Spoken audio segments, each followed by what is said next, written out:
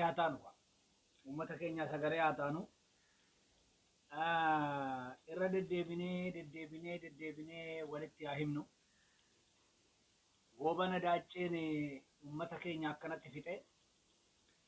So Goobanuma Daaccee jedhamu kana gaafa waamnu iyyuu let us just make it a little bit different. Jimlaa Goobana Daaccee jechuudhaan osoo hin ta'in gochaan isaa yoo san nama meeqa ta'eeti eenyu wajjiniin ta'eeti akkam godheeti maal godhe kan jedhu sun isa ammaa kanaan adda jiramoo wal fakkaataa kan jedhu wajjiniin haa laallu. Wajjiniin gaafa hoolaalle at least waan baay'ee keessaa laaluu hin dandeenya. Egereen keenyas waan fakkaatu laaluu wajjiniin hin dandeenya. Goobana Daaccee eenyu wajjiniin akkamitti uummata Oromoo cabse don ta'in uummanni Oromoo yoo sanoo akka har'aa kana ture immoo yoo san wajjin walii birmatee ture immoo akkamitti ture. Inni amma ta'u kun seenaa keessatti haaraadha moo waanuma beekamu. Kanneen kana wajjin ilaallu Oromoo. Bara Minilik dhufee Oromoo cabsu Oromoon wajjin hin dhaabanne. Oromoon wajjin hin jiru. Wal bira hin turre.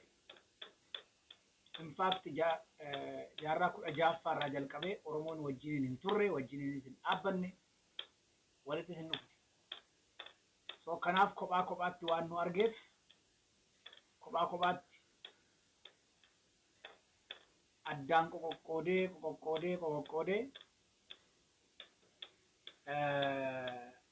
humna qabuun mana jirru keessatti nu fixe yoo san.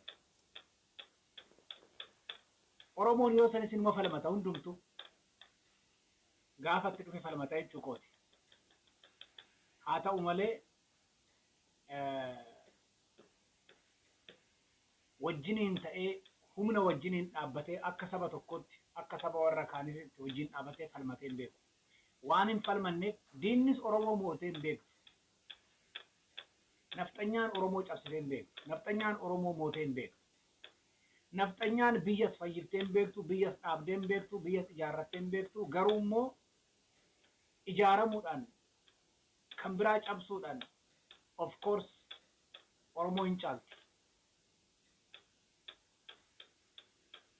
Oromoodhaan garuu Oromoo cabsitee jirti. I was so shocked by the way. Taakkala Uumaa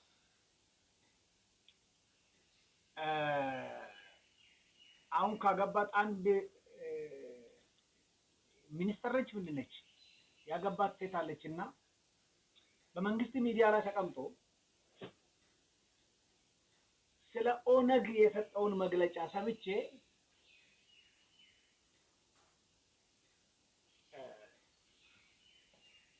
ስልጣን ያዘው ማን ነው?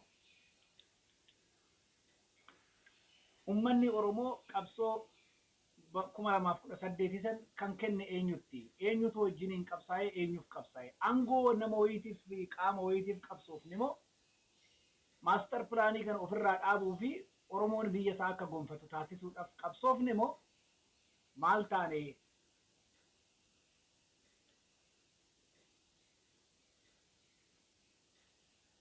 jenne wal yaadachiisuun baay'ee barbaachisaa natti fakkaate nan dhaggeeffadhe namichi waan inni jedhu.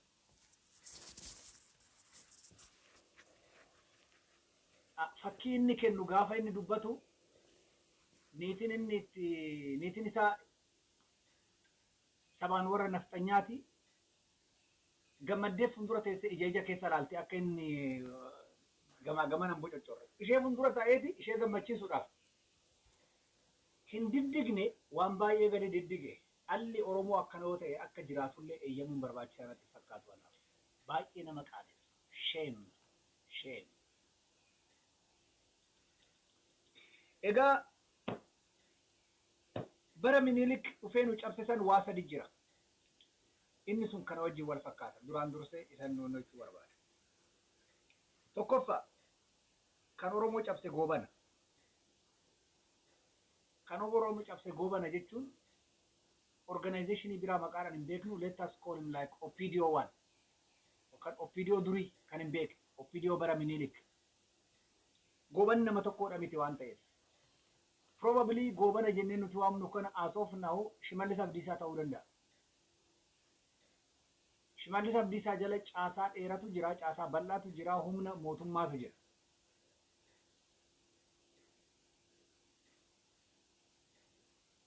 So barasan by the way kan ammaa kana caalaa kan barasanitti baay'ee fafeedha. Fafummaansaa goobanni dura yoo jalqabu ummata tuulamaa cabsuudha. Ummata tuulamaa cabsuu irratti gaafa inni duulu ummatuma tuulamaa qabatee ummata tuulamaa ajjeesuu barbaada. Itti gala jechuudha.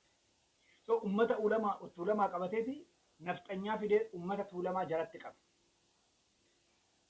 Diina jalatti qaba jechuudha.